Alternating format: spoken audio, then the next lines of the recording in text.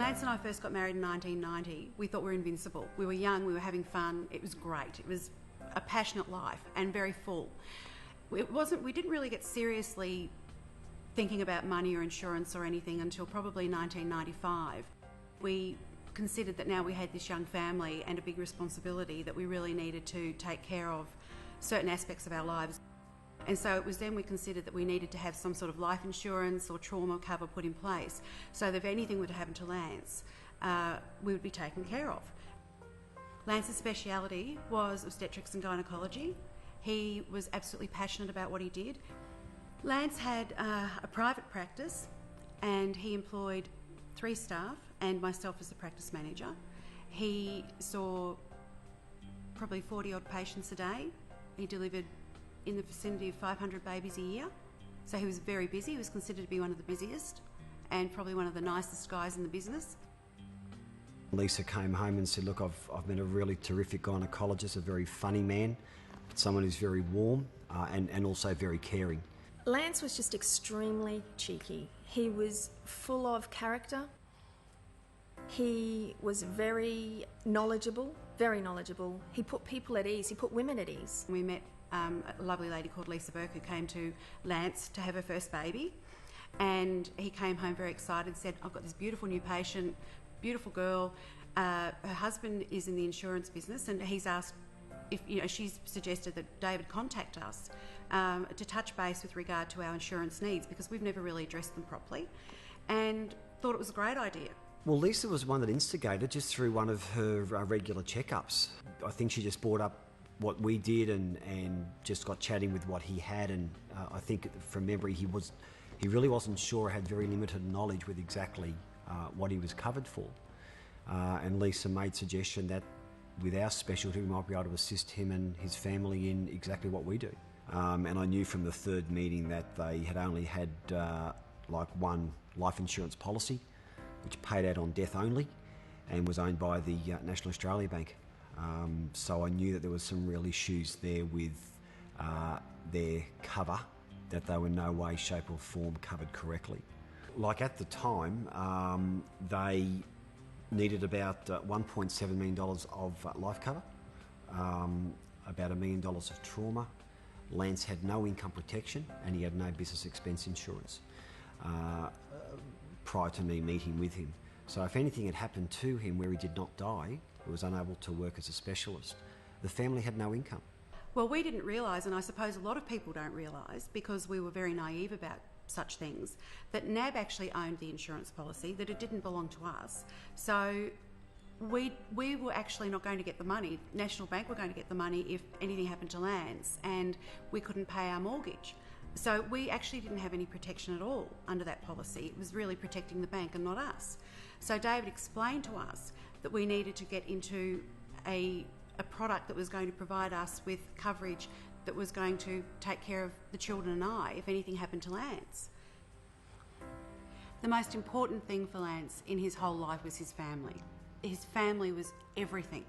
And when he became ill, he became very concerned about letting us down. I was in a state of huge anxiety at that point of time because I couldn't believe that this person that I loved had just diagnosed himself with a terminal illness.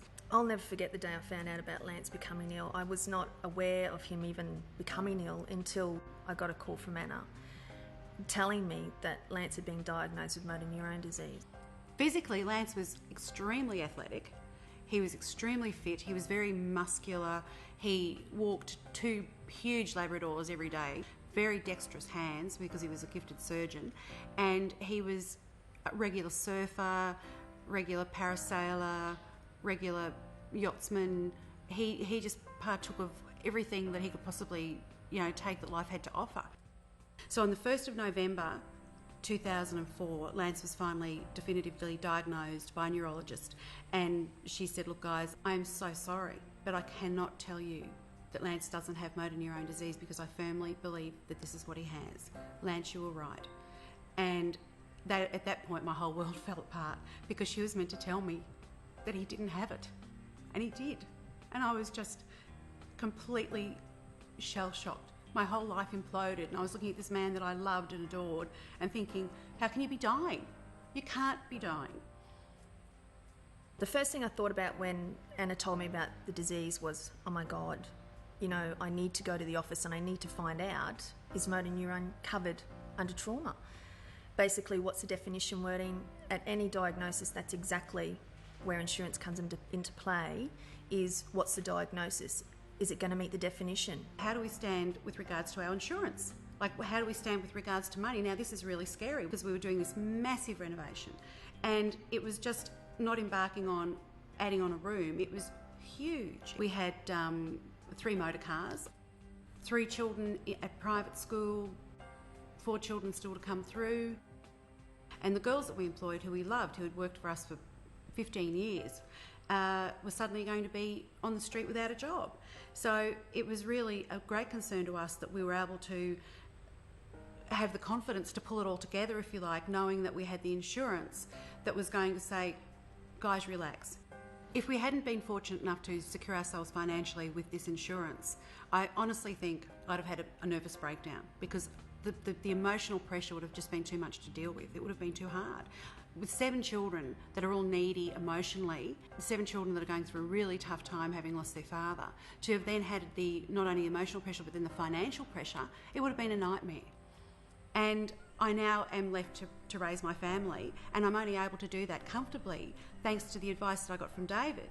Because if we hadn't had that advice, if we hadn't taken the insurance on board and taken it very seriously, our commitment to our family, then we wouldn't be enjoying the lifestyle that we're enjoying now. We wouldn't be in our beautiful home still. I actually despair to think of where we would be now. There's a number of things Anna now has open to her. I mean, basically with the insurance proceeds, she's been able to pay everything off, which is extremely gratifying. It gives her a number of options in the future now to invest for her future again and her children's future, because she has the opportunities to do that. So many families are underinsured. It's frightening. And it's an education process that I hope that between David and myself we can get out there to let people know why they need this, why it's so important. It's imperative. I'm always stressing to people, please look at your insurance, please make sure you're adequately covered. Yes, the policy premiums can be high, but it's worth every cent. It's certainly, in my case, it has been, and I am living proof of the fact that if we hadn't had that insurance, that we would have now not been in this lovely, comfortable position that we're in. It gives me great peace of mind to know Anna's going to be okay, because losing your best friend and your husband and a father is devastating enough. Lance is dying, but you know that it's going to be okay, and he knew it was going to be okay for his family he was leaving behind. What he was most grateful for was the fact that he knew that he was leaving us in a financially stable environment so that he could die with the peace of mind that he needed to know that we would be okay. I have often said, there but for the grace of God goes I.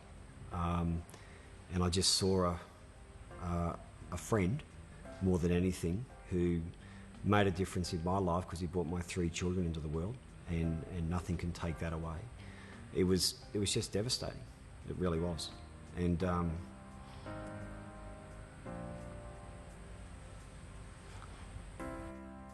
what we try and create is we would like to leave the family with a legacy of where they're at now in their lifestyle, but also hoping that it enhances them with the cover we're able to offer them, that if anything untoward was to happen, the standard of living is maintained, and we hope in the future enhanced as well.